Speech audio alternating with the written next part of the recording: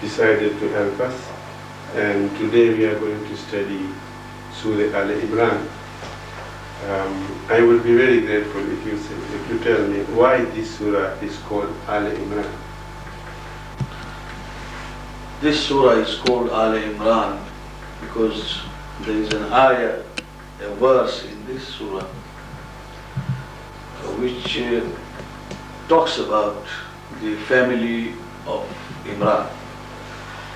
As you will observe as we go later to those verses, Allah subhanahu wa ta'ala says that I have selected from among men Adam, then Nuh, then Ibrahim, wa ala Ibrahim, the family of Ibrahim, and also the family of Imran. Now in history we find that there are at least two names. One is father of Hazrat Maryam. Father of Hazrat Maryam was Imran. And father of Hazrat Musa alayhi salam was also Imran. And as we know, father of Imam Ali alayhi salam was also Imran. Abu Talib was not his name, was his kunya. So the selection by Allah subhanahu wa ta'ala after Hazrat Ibrahim's family has been interpreted either as the family of Hazrat Isa or Hazrat Musa alayhi salam. And if it applies to our ummah, that is the ummah of our Prophet sallallahu alayhi wa sallam, then it also applies to the Ali Abu Talib. So because there has been a very noble mention of the family of Imran, therefore this surah is known as Al Imran. Now we will read the verses, each verses, and I will start with ayah number 1. Bismillahir Rahmanir Rahim. Does every surah start with Bismillahir Rahmanir Rahim in Quran? Yes, every surah with the exception of Surah Tawbah or Bara'ah, which comes later after Surah Al-Anfal. According to our school of thought, Bismillahir Rahmanir Rahim is a part of every surah, and it is the first ayah of every surah. As I see in this verse, there are some words: Bism, Allah, Rahman, Rahim. We would like you to throw some light on the word Bism, Allah, Rahman, and Rahim. Well, that way it will become very easy for any layman to understand the meaning of every ayah. You see, the idea is not to comment or to give any tafsir. The idea is, and the aim is, it seems, to acquaint and to enable every lay Muslim to be able to understand at least the apparent meaning from the ayah, making it easier and interesting for him and her to read. Now let us take this as you have asked. Bismi. Bismi is a composition of two things, Bi and Ismi. Ismi is a name, and Be coming here, Ba, is with or by. So we will say with the name or by the name. Now this Bismi, as it is coming like B, means here with. Yes. Whenever Ba comes in this connection and in this context, it means with or by. Now, the implication is I am beginning with. I start by the name Allahi, the name of Allah. Ism means name. Name. Bismillahi, by the name of Allah. Ar-Rahman, Ar-Rahim. The root word of both is the same. The compassionate, the merciful. You have used the word root word here. And all the Arabic words have the root words also? Yes, they do have. I mean, naturally, from the root word then spring all the variations in verb or in noun. Now, here Ar-Rahman and Ar-Rahim are both the attributes and qualities of Allah subhanahu wa ta'ala. Except that Rahman is singular, or rather peculiar attribute shared by no one but Allah subhanahu wa ta'ala. Rahim is used even for man. A man can be Rahim, but we will never say that a person, a creature, a human being is Rahman. Rahman is exclusive quality of Allah subhanahu wa ta'ala. It has been simply explained that Ar-Rahman means merciful to all, believer, disbeliever, man and other creation. So that makes it exclusive for Allah subhanahu wa ta'ala. Rahim is of course merciful to the believers, merciful to those who worship Him. There of course that word has been used as merciful or compassionate, applicable even to human beings. They can be Rahim, but Rahman of course is for Allah subhanahu wa ta'ala only. So now if we take the whole verse, it becomes very easy. The verse wants to tell us that we are beginning, or we are starting by the name of Allah, the most merciful, the most beneficent. This ayah begins the surah. This is how the surah and the chapter begins. But as we all know that we have been asked to start our eating, for example. Yes. We take the first morsel of food and say, Bismillah ar-Rahman ar-Rahim. There it applies this way, that I am beginning to eat by the name of Allah, the beneficent, the most merciful. That's a very interesting thing, that whenever you say, let's say Bismillah ar-Rahman ar-Rahim, and when you are eating, it means you are beginning to eat. When you are starting reading, it means you are starting to read with and the so name, and so on and so forth. So before doing any action, Muslims are recommended to say Bismillah ar-Rahman ar-Rahim. Now the first ayat is... This is the second ayat. The second ayat, The first ayat itself is Bismillah Bismillah. ar-Rahman. Now the second ayat is Alif Lam Mim. So many surah starts like this. Yes, you'll find that there is a variation even in these. Yes. These are known as huruf muqatta'at, means separate letters, disjointed, disconnected letters, because alif is a separate letter of alphabet, lam is separate, and mim is separate. Because this is not a word which has any meaning, this is a combination of separate letters. This is something which is known by Allah subhanahu wa ta'ala, by the Prophet, and those Aimma alayhi salam who have been blessed with special knowledge. There is a message from Allah subhanahu wa ta'ala to the Prophet enshrined in these letters, which forms also a part of Quran, but which is not for us to understand. Based on this, the Prophet has got to spread his message. Is it that sometime to attract the people's attention, this ayat where it uses like Alif Lam Mim, that now people would listen, that some other thing would follow? It happened that way. You see, history tells us that whenever any surah was revealed that way, people suddenly paid attention. Something which is apparently not understood, but it is being recited.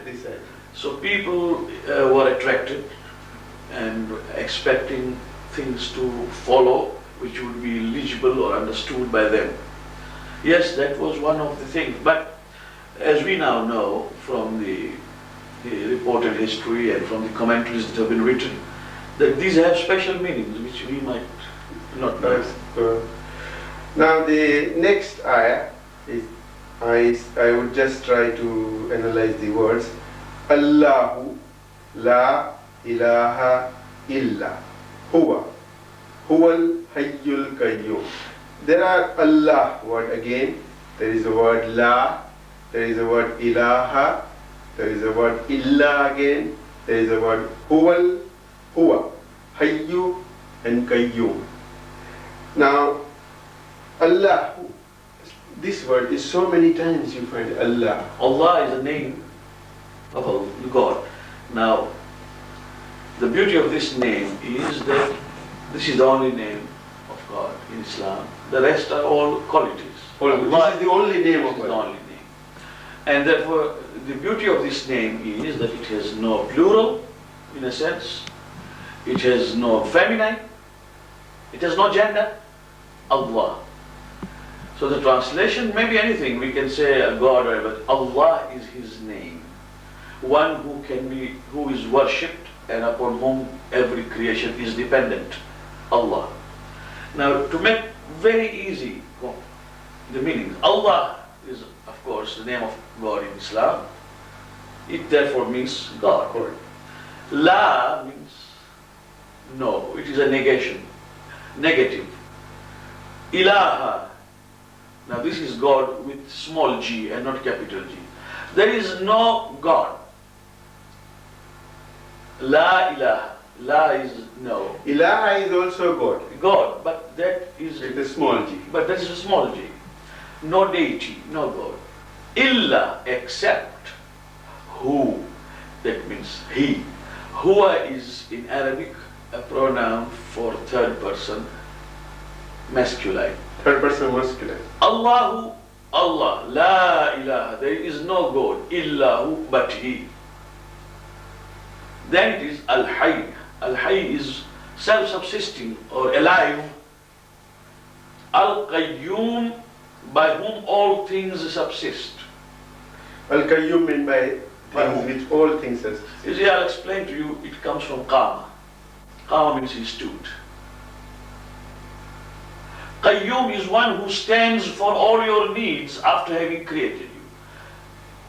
So therefore you subsist on him. That is the meaning of Qayyum. Qayyum. That means that here, Hayyul Qayyum are used as an adjectives. They are adjectives. They are the qualities of Allah, beside whom there is no God. Now we go to the next ayah, which is rather a long ayah, so we will cut down. Now I read it. Nazzala alayka al-kitaba bil-haqqi musaddiqan lima bayna yadayhi. Now we'll take the words here. Nazzala alayka al-kitaba bil-haqqi musaddiqan lima bayna yadayhi. Nazzala. Nazzala comes from Nazala. Nazala means he came down, and Nazzala means he sent down.